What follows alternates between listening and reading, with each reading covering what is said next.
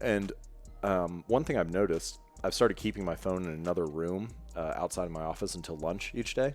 So I at least get like a 3 or 4 hour block of time where my phone just isn't around and I can focus. And what's funny is that if the phone is next to me, I'll pick it up and check it just like everybody else. I'll look at it every 3 minutes or whatever. But when it's not in my office, when it's in another room, it's not far away. It's only like 45 seconds away. I just got to go up the stairs and go to another room and get it.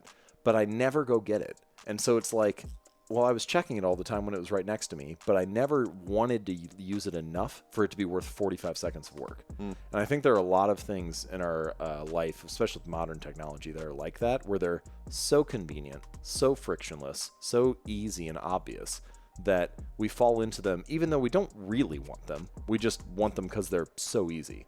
And so if you can increase the friction just a little bit, make it a little bit harder to order takeout food, a little bit less likely you pick up your phone, a little bit less likely to turn on the TV, then you'll often do the thing you actually wanted to do, like sitting down to write an article or to think about some project that was important to you. It's not that you don't want to do those things. They just aren't quite as convenient and frictionless, and so you don't opt for them. But the issue with being an adult is you don't have a mother or father figure to put your phone upstairs. So I love the idea. Yeah. And then I'm like, well, I'm just going to grab my fucking phone. I'm not going to do it. So what's like the golden bridge to making that connection happen? Well, so there are, first of all, you're just raising the issue of the importance of an accountability partner. And in a lot of ways, that's what parents are. They're a method, or a coach is a method of keeping you accountable when either you wouldn't do it yourself or you're not aware of it yourself. So, that's one method, is hire a coach. Now, it may not work for everything. It may not work for keeping your phone in another room. Probably pay for a coach would be of value. Yes. Like one of my favorite examples of this is Atul Gawande. He was a surgeon, is a surgeon. And he hired a surgeon who did the same kind of operations as him and had just retired to be his coach and review the video from his surgeries and tell him where he was making mistakes and what he could improve on and so on. He just wanted a third party. And doctors don't usually do that. But my point is that you don't just need to be an athlete to have a coach. Pretty much anybody can have a coach. Like, find a mentor, find someone who's been great in your field, and then have them critique you. Pay them to be aware of your mistakes, the things that you would overlook. So that's one method. But the second method, and this is useful for pretty much any habit, is that you can use what I call a commitment device. Psychologists call it a commitment device.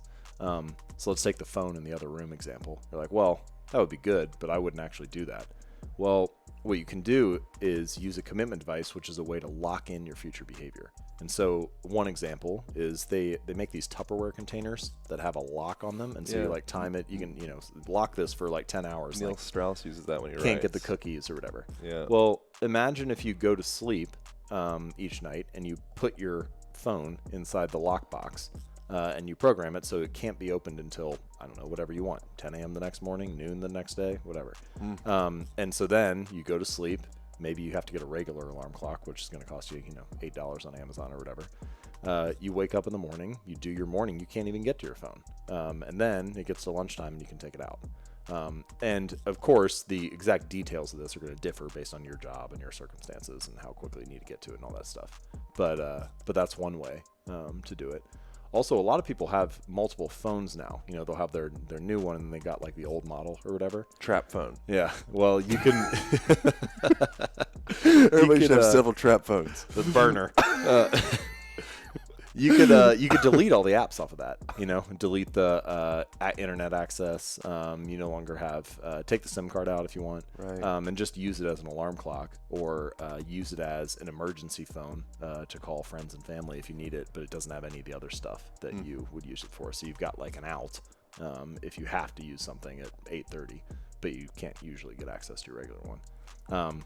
And there are a bunch of ways to use a commitment device like that. We were just talking about sleep before we hopped on and started recording this. And one of my favorite examples, my friend Nir Ayal, he bought an outlet timer. And an outlet timer costs like $10 on Amazon. And it's basically like an adapter. You plug it into the outlet and then you plug the device into the outlet timer. But you can set the timer to kill the power at a particular time. So he plugged his in and then put his internet router in it and then set the timer to kill the power at 10 p.m. each night. So gets to be 10 p.m., internet's off, can't watch Netflix, can't browse the web anymore, it's time for everybody to go to bed. And that's effectively like a commitment device that locks in that future behavior or nudges you toward the right direction. So I think in a lot of ways you can use technology to serve you rather than hinder you and kind of help you with some of that stuff. I think it's like most of us are drug addicts. We just don't realize it. Yeah. You know, it's like sometimes you need to starve the parasite to get to the point where eventually it like dies off. That's kind of like in like Vipassana meditation. Like that's the guy Gwenka. He talks about doing like we're doing deep surgery, deep emotional surgery. You know, and it's like you get to a point after like 7-8 days where you've just ignored the aversion or the craving, aversion and a craving, and you do that and it's just hell for a week. And then finally you kind of come to this point, which in your book you talk about like ice won't start melting. We just finished the ice bath thing, which didn't go quite completely successful, but it doesn't start melting until it gets past that 32 degrees or 0 degrees Celsius. You know, so it can be, you know, negative 50 degrees and you won't see any change with it, and then all of a sudden you hit that 32 and we're off. Now I wonder if there's something to that as far as like the way that we think. Possibly. I did a kind of a little experiment like that with social media as I wrote the book, because I got about a year in and I was like, man, I need to make sure I'm focused to get this thing done. Yeah. So every Monday, my assistant would reset the passwords for Facebook, Twitter, and Instagram, and I would get locked out and I'd work all week. And then on Friday, she would give me the passwords and I could log in and use it on the weekend. And then on Monday, we'd do it all over again. And so I wouldn't have access for 5 days and I'd concentrate. And what was interesting is there were two things. One was how quickly I realized, like, I don't really miss this that much. You know, like